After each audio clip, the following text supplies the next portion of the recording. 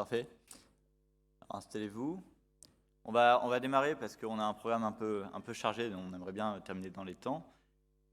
Donc, bonjour à tous, merci d'être présents pour cette table ronde consacrée à la méthodologie et aux statistiques. Alors vous allez voir, on a fait une analyse critique, mais pas vraiment dans un mauvais sens du terme, des résumés scientifiques de la SFCR 2013-2017.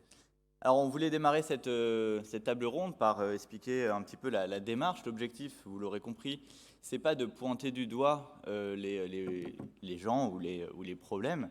Au contraire, c'est plutôt d'essayer de réfléchir ensemble, à partir d'exemples concrets, à ce que nous faisons en termes de production scientifique en tant que communauté, société savante, et d'élaborer ensemble, de façon constructive, des propositions.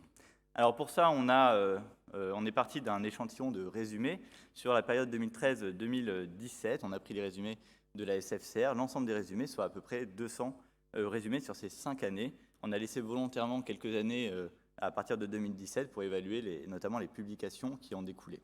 Et à partir de ces à peu près 200 résumés, on a identifié 5 thèmes qui vont constituer un peu le fil rouge de notre table ronde.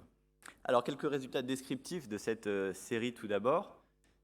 Comme vous voyez ici, sans vraiment de surprise, eu égard à la composition de la SFCR, il y a plus de 2/3 des résumés qui sont soumis par des orthopédistes, et ce qui peut expliquer finalement la surreprésentation de certains thèmes, en particulier par exemple ici la déformation, puisque un tiers des résumés sont consacrés à la déformation, alors que Jean nous a expliqué hier que seuls 5% des praticiens finalement faisaient de la déformation. Ce qui est aussi intéressant de noter ici, c'est que les résumés qui sont soumis par des équipes mixtes ortho-neuro ne concernent finalement que 6% des communications, ce qui est peut-être un peu dommage quand on considère que c'est une des raisons d'être de notre société. Une autre explication des différents biais qu'on notera tout au long de la table ronde, c'est finalement que ces résumés sont souvent un peu similaires, à la fois dans leur thématique et dans leur forme. Le résumé type, finalement, dans le 2/3 des cas, c'est une cohorte rétrospective descriptive, avec un nombre de patients médian autour de 50 et un suivi médian autour de 18 mois, ce qui, évidemment, va limiter les conclusions qu'on peut tirer de ces communications. Alors, pour autant, ces communications débouchent souvent sur des publications. Sur à peu près 40 communications par an, 55%, plus de la moitié, débouchent sur une publication. Donc, finalement, on publie pas mal. Mais ce qui est qui pose plus de questions est que le nombre de publications dans des journaux à impact factor supérieur à 4 est inférieur à 4%. Donc finalement, ce n'est pas tant qu'on ne publie pas assez, c'est qu'on publie pas suffisamment bien. Alors on essaie de se poser les questions des raisons qui expliquent cette un peu insuffisance de qualité en termes de publication. On a identifié 5 thématiques qu'on abordera successivement au cours de la table ronde. Je vous parlerai d'abord des fameux tests statistiques et ce qu'on a un peu résumé sous l'appellation petit p, puis Amélie Yavchitz, qui est chef de service de recherche clinique à la Fondation Rothschild, vous parlera de spin, c'est-à-dire de cette façon dont on a tendance à biaiser la présentation de nos résultats pour les tourner toujours sous leur meilleur aspect.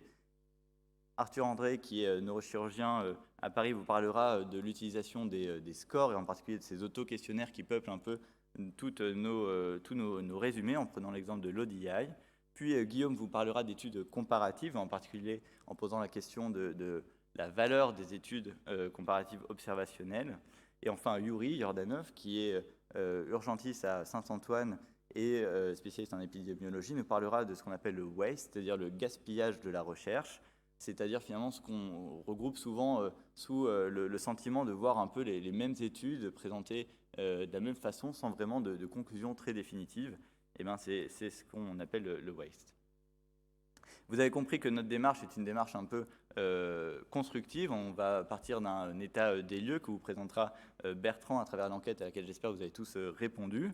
Et puis on essaiera d'élaborer ensemble des propositions. Et donc Benjamin vous parlera en particulier des tables rondes, Sébastien Bourré et Jean-Charles Lehuec des aspects réglementaires, CPP, IRB, et puis Guillaume conclura en faisant des propositions à la fois ciblées et concrètes. Donc on a un programme assez dense. J'espère que tout le monde va tenir son temps de parole et on va démarrer tout de suite avec Bertrand et l'enquête.